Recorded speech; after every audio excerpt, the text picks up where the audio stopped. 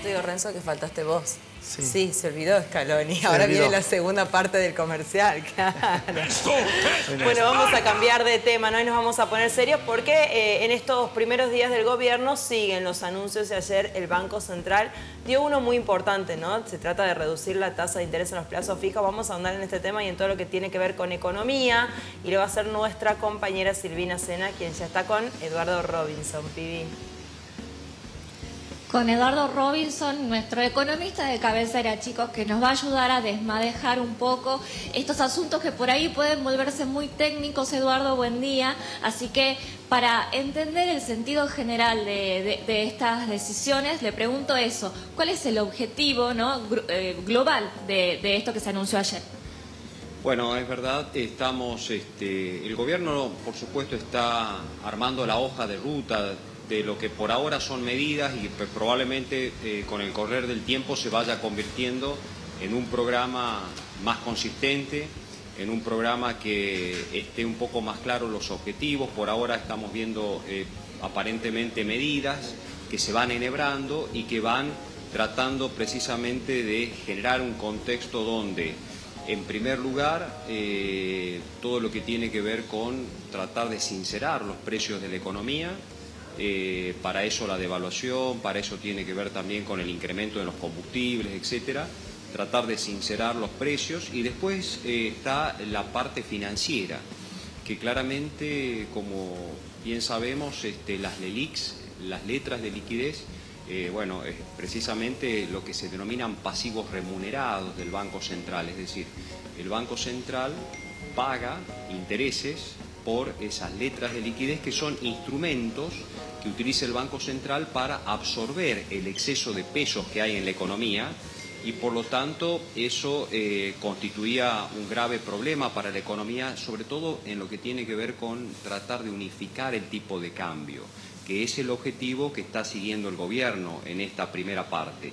Tratar de que no haya desorden en el mercado cambiario, tratar de que sea uno solo el tipo de cambio, pero para eso hay que recomponer, o mejor dicho, tratar de eliminar todo ese pasivo, toda esa deuda que tiene el Banco Central.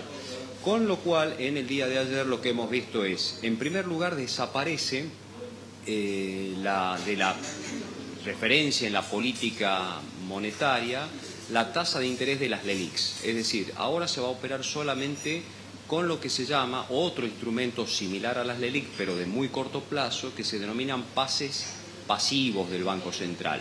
Con lo cual, esa tasa va a ser ahora del 100%.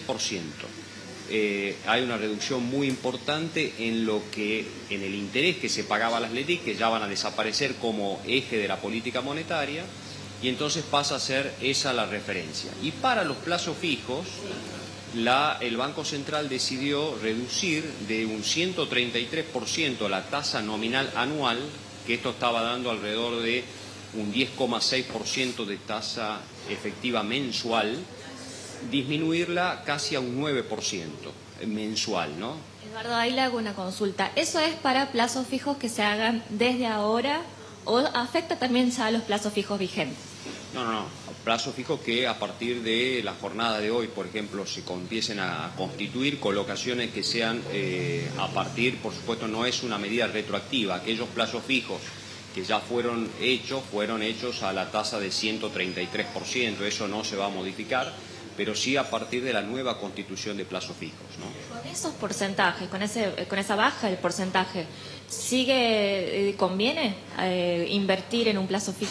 Bueno, es precisamente una de las modalidades de los productos más conocidos en el sistema financiero, sobre todo para el pequeño y mediano ahorrista, que dice, mira, no puedo comprar dólares, no puedo entrar en todo lo que tiene que ver con el aspecto bursátil, etcétera. Entonces, bueno, lo que tengo a mano es la colocación de plazo fijo.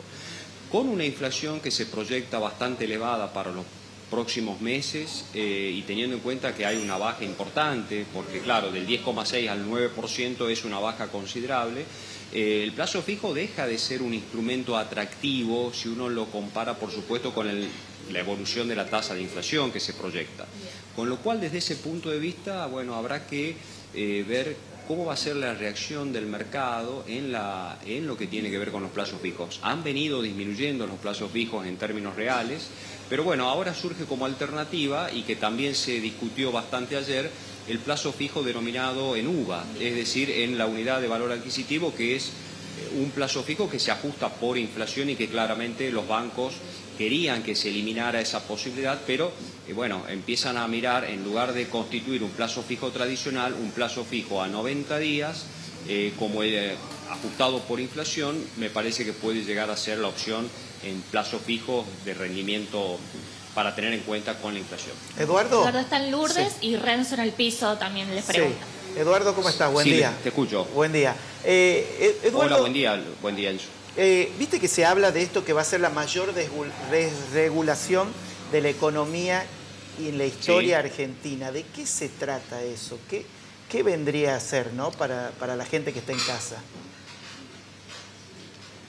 Bueno, mira, hay distintas cuestiones que tienen que ver con, más allá de lo histórico o no, sí, tienen que ver, digamos, con el contexto actual. Mirar un poco la historia a veces sirve, pero a veces en general no. Y yo creo que lo que hay que ver es las medidas que se va tomando y que va tomando el gobierno, pero en este contexto en concreto. A mí me parece que, digamos, si bien hay reminiscencias históricas, entre comillas, hay que empezar a mirar el contexto, porque cada crisis, lamentablemente, que en la Argentina tenemos de manera bastante periódica, tiene su propio contexto y su propia impronta. Así que me parece que no le prestaría tanta atención a las cuestiones históricas. Me parece que tenemos que focalizarnos más en la parte contextual, ¿no? Y con respecto a esto, ¿no? Al historicismo. Me acuerdo, Eduardo, la última vez que te entrevisté antes del balotaje, te pregunté si el que decía la verdad perdía.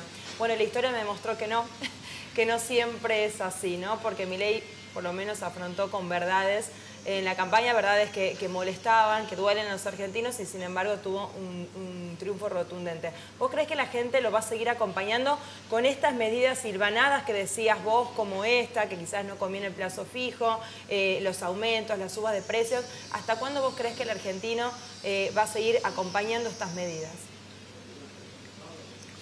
Bueno, mira, eso es una muy buena pregunta, porque claramente vamos a un proceso inflacionario en los próximos meses, que el gobierno lo sabe incluso, bueno, bastante complicado, ¿no? Inflaciones del orden del 25-30%, con salarios que no se van a actualizar, porque las paritarias probablemente no se abran, con lo cual vamos a tener por lo menos 90 o 100 días donde vamos a tener que convivir con salarios, llamémosle así, no actualizados, con precios que se van moviendo prácticamente todos los días. Con lo cual vamos a ver, y es una pregunta difícil de responder de manera precisa, porque vamos a tener en cuenta precisamente, bueno, cómo va a ser la reacción precisamente de la gente con respecto a las medidas y con respecto, por supuesto, a una poda muy fuerte en todo lo que tiene que ver con el poder adquisitivo. Eso precisamente es uno de los factores centrales del programa que se está llevando adelante. Si bien Javier Milei sabemos que tiene por ahora una alta imagen positiva, claro, recién empieza su gobierno, del orden del 60-62%, de acuerdo con las mediciones.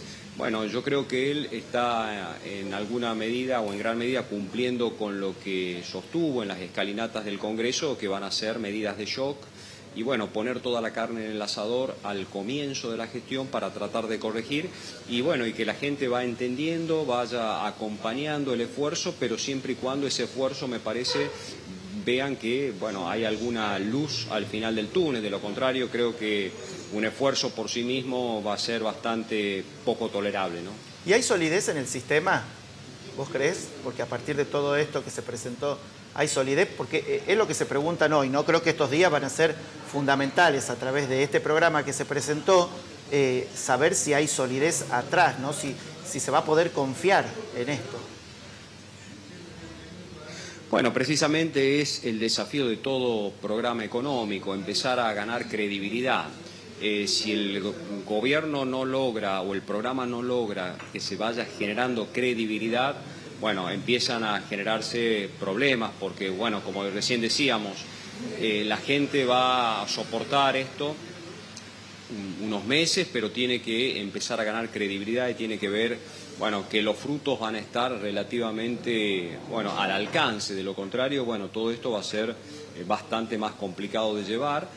Vamos a ver probablemente paquetes de medidas que se vayan tomando también en los próximos días. Falta todo el paquete desregulatorio que está planteando también el gobierno para lo que tiene que ver con el sector público.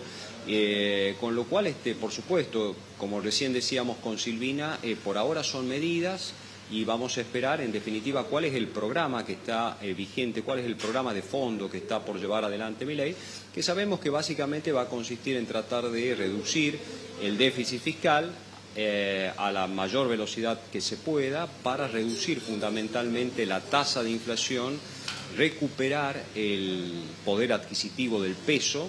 Y eso, bueno, va a llevar tiempo, pero es fundamental la ganancia de credibilidad. A medida que vaya corriendo el programa y vayan corriendo este tipo de medidas, la credibilidad va a ser fundamental.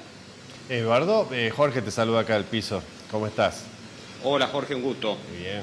Eduardo, bueno, hoy va a haber una reunión importante en Casa Rosada. El presidente recibe a gobernadores. Te quiero preguntar con qué panorama se encuentran hoy los gobiernos provinciales, entre ellos el de Tucumán. Sabemos que tienen muchos problemas financieros, inclusive para afrontar los gastos de salarios. ¿Cómo pensás vos que va a ser la respuesta de Milei, teniendo en cuenta que él lo primero que dice ante cada pedido, no hay plata? ¿Qué pensás? ¿Hay un margen para una negociación allí en base a los votos que necesita Milei en el Congreso?